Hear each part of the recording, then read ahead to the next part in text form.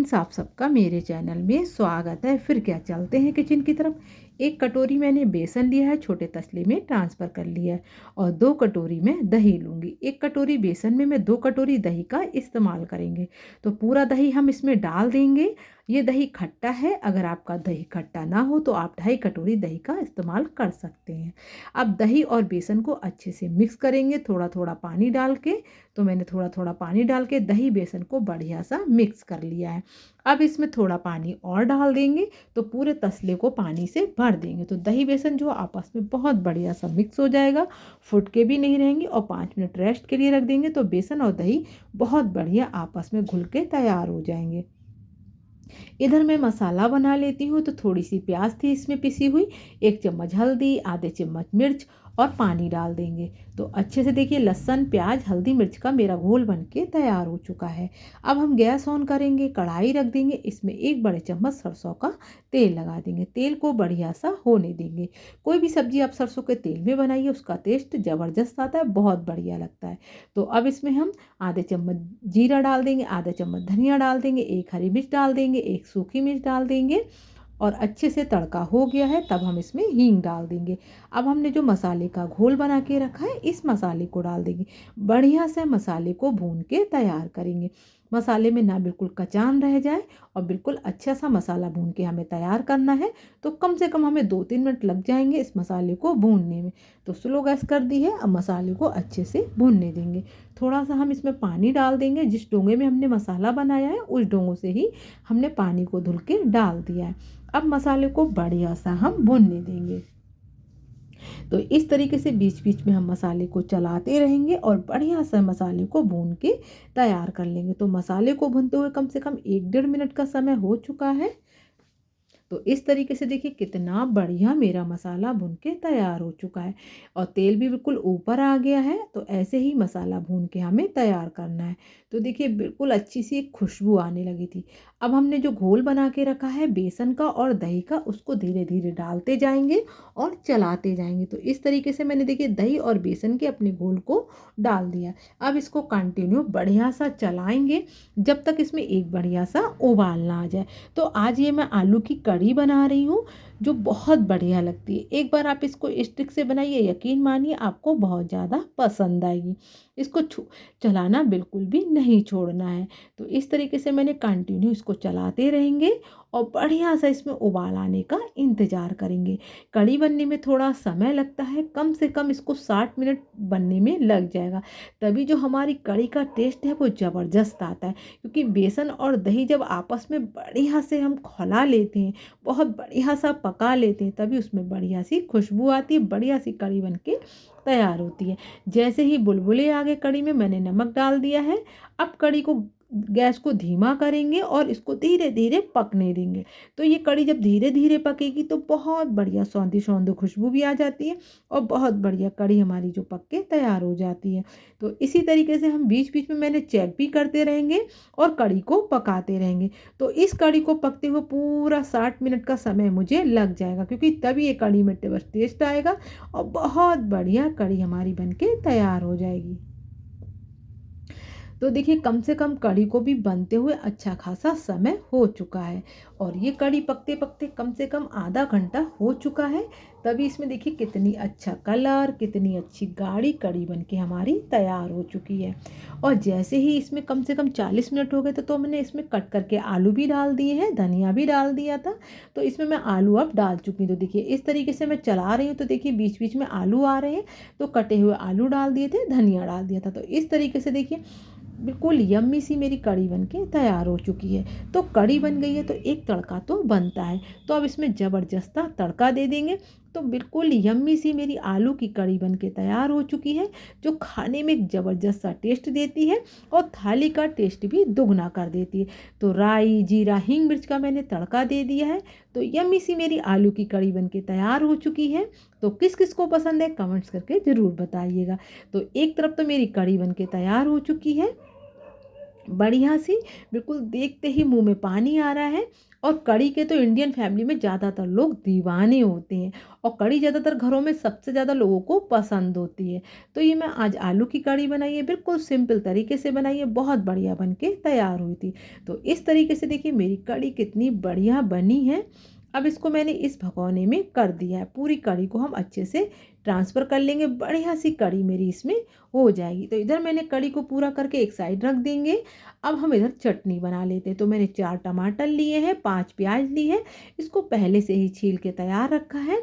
अब इसको मैं छोटे-छोटे पीसेस में कट कर लेंगे। तो प्याज को हमें लंबे पीसेस में ही कट करना है, तभी ये चटनी जो बनती है बहुत बढ़िया बनती है। तो ये टमाटर प्याज की चटनी जो है वो बहुत टेस्टी बनती है। आप चाहें तो इसके बच्चों को टिफ़िन में भी दे सकते हैं, ब्रेकफ़ास्ट में भी इसको खा सकते हैं और थाली में भी इसको लगा के एंजॉय कर सकते हैं। बहुत बढ़िया लगती है, जल्दी भी बन जाती है और टेस्ट भी दुगना देती है। तो ऐसे ही मैंने लंबे पीसेस के टमाटर कट करे हैं, ऐसे ही लंबे पीसेस की सारी प्याज कट करके तैयार कर लेंगे। तो टमाटर प्याज की चटनी किसको पसंद है, एक बार अपना फीडबैक देना बिल्कुल भी ना भूलें, क्योंकि ज़्यादातर घरों में टमाटर की सब्ज़ी ज़्यादा पसंद होती है प्याज की, तो टमाटर प्याज की चटनी ज़्यादातर फेवरेट होती है लोगों की। अब हम इसमें 2 हरी मिर्च कट कर देंगे, क्योंकि प्याज भी कट चुकी है, टमाटर भी कट चुके हैं।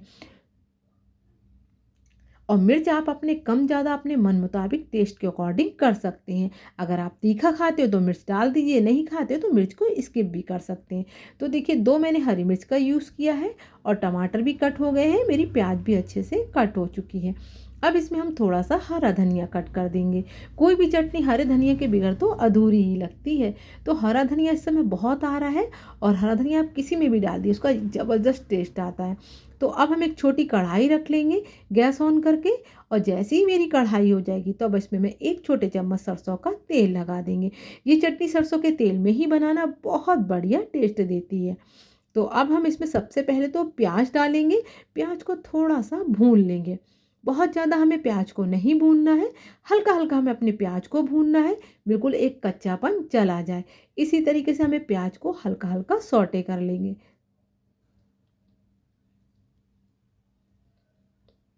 अब प्याज को मैंने तेल में बहुत बढ़िया सा उलट पलट कर दिया। तो देखिए कितनी बढ़िया सी मेरी प्याज का कलर निखर के आया है। हमें इसको ज़्यादा नहीं भूनना है, बस इसका थोड़ा सा कच्चापन निकालना है। उलट पलट करेंगे तेल में, बढ़िया से इसको आधे मिनट तक भून लेंगे। अब हमने जो टमाटर कट करके रखे हैं उन टमाटरों को हम डाल देंगे। तो बिल्कुल रेड टमाटर मैंने लिए हैं, इनको भी बढ़िया सा डाल देंगे और मिक्स करेंगे, और हरी मिर्च को भी इसी टाइम डाल देंगे। तो टमाटर, प्याज, हरी मिर्च को बढ़िया सा मिक्स कर लेंगे। अगर आपको भूख नहीं भी लगती होगी तब भी आप इस चटनी को ज़रूर खाना शुरू कर देंगे। तो नमक डाल देंगे स्वाद अनुसार। तो 1 रोटी की जगह 2-2 रोटी खा लेंगे, चटनी लगती ही इतनी टेस्टी है। तो अब मैंने नमक भी मिला दिया है। तो देखिए अभी से ही इसका कितना बढ़िया कलर आ रहा है। तो अब इसमें हमने आधे चम्मच से भी कम कुटी हुई मिर्च डाल दी है। अब इसको ऐसे ही खुले में पकने देंगे, यानी कि लिड नहीं लगानी है। स्लो गैस पे 1 मिनट तक उलट पलट करते रहेंगे तो बहुत बढ़िया ज़बरदस्त चटनी बन के तैयार हो जाएगी। अगर हम लिड लगा देंगे तो पानी एकदम बहुत ज़्यादा छूट जाएगा, तो चटनी हमारी अच्छी नहीं बनेगी। तो देखिए इस तरीके से देखिए मैंने स्लो गैस पे 1 मिनट तक बढ़िया से चलाती रही थी और कुक करती रही, तो कितनी बढ़िया मेरी चटनी बन गई है। ऊपर से मैंने हरा धनिया डाल दिया, तो अच्छी सी चटनी मेरी बन के तैयार हो चुकी है। तो इसको आप चपाती, रोटी, पूड़ी जिससे भी आप इंजॉय करना चाहें कर सकते हैं। यहाँ तक कि बच्चों को टिफ़िन में भी बहुत ज़्यादा पसंद होती है। एक बॉल में मैं आपको पास से करके दिखा देती हूँ कि कितनी बढ़िया बन के तैयार हुई थी। तो मैं अब इसको अपनी चटनी को इस बॉल में ट्रांसफ़र कर लेती हूँ। तो लग रही है ना बढ़िया, तो ये चटनी होती ही इतनी बढ़िया है। आप चाहें तो इसको सफ़र में भी ले जा सकते हैं, स्टोर करके भी रख सकते हैं। इसका एक स्वाद बहुत बढ़िया आता है, पराठों से तो बहुत बढ़िया लगती है। एक बार आप मेरे कहने से ज़रूर बनाइएगा। तो इस तरीके से मेरी टमाटर प्याज की चटनी भी बन के तैयार हो चुकी है, जिसका टेस्ट का तो 100 गुना टेस्ट है इसका। आप एक बार इसको बना के तो देखिए, यकीन मानिए इसके आगे आप कोई सब्जी नहीं खाएंगे। इस चटनी का अपना बहुत ज़बरदस्त टेस्ट होता है। तो यम्मी सी चटनी मेरी बनके तैयार हो चुकी है। तो अब मैं अपने चावल चढ़ा देती हूँ। तो मैंने कुकर में चावल को धुल लिया है। अब इसकी लिड लगा के 1 विसल आने तक इसको कुक कर लेंगे। तो मेरे चावल भी बनके तैयार हो चुके हैं।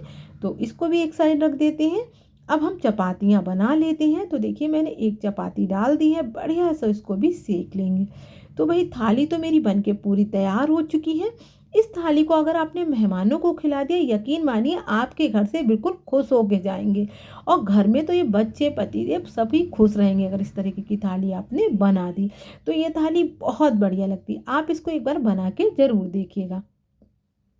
तो देखिए बातों ही बातों में मेरी चपातियाँ भी बन के तैयार हो जाएंगी। तो इसी तरीके से मैं सारी चपातियों को फूली फूली बना के हम तैयार कर लेंगे। तो किस किस को आज की थाली पसंद आई है, कमेंट्स करके ज़रूर बताइएगा। तो अब मैं इसकी प्लेटिंग कर लेती हूँ।